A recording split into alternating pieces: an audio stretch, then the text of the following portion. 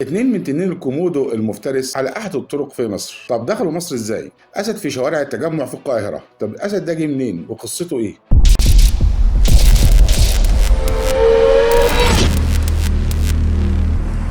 أجهزة الأمن في القاهرة تلقت بلاغ بوجود أسد يتجول في شوارع منطقة التجمع الأول في مدينة نصر في القاهرة، وانتقلت الأجهزة الأمنية للمكان بالتعاون مع فريق من وزارة الزراعة وجهاز شؤون البيئة، وتمت السيطرة على الأسد ومسكه عن طريق بعض الشباك المخصصة لذلك. وبعد المعاينة تبين إنه شبل أسد مش أسد بالغ، بيمتلكه أحد الأشخاص من مدينة نصر، وكان في زيارة لصديقه في منطقة التجمع الأول، وترك الأسد في فيلا الجنينة، والأسد استطاع الخروج من الفيلا للشوارع. وبما أن القانون في مصر بيمنع اقتناء الحيوانات المفترسة، فقد تم التحقيق مع صاحب الأسد. أما بالنسبة للأسد نفسه فقد تم إيداعه في حديقة حيوان بني سويف.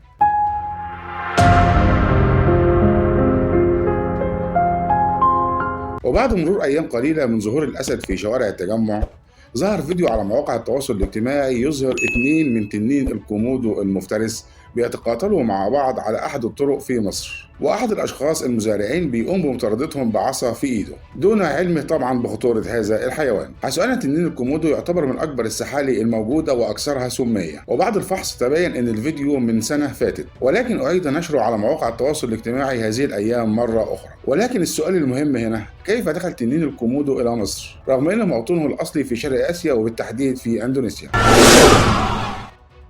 ولو عجبك الفيديو يا ريت تدعمنا بالاشتراك في القناة وعمل لايك للفيديو ومشاركته على مواقع التواصل مع أصدقائكم. والسلام عليكم ورحمة الله وبركاته.